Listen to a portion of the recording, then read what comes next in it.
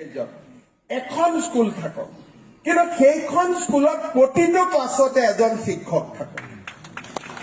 মই ভাবো ৰাজ্যৰ শিক্ষা ব্যৱস্থালৈ ভাবিব নোৱাৰা পৰিৱৰ্তন আহিব।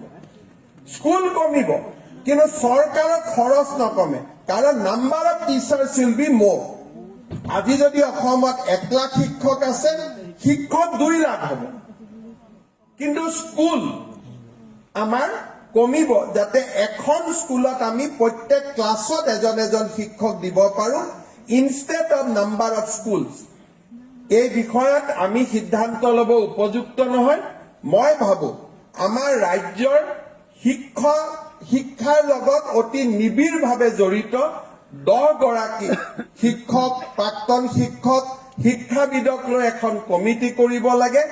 কেনেকে লাহে লাহে অসম পাৰ ক্লাছ 1 শিক্ষকলৈকে যাব পাৰে, আৰু তেতিয়াহে অসমৰ শিক্ষা ব্যৱস্থাৰ ৰূপান্তৰ হ'ব, অসমৰ শিক্ষা ব্যৱস্থাৰ পৰিৱৰ্তন হ'ব।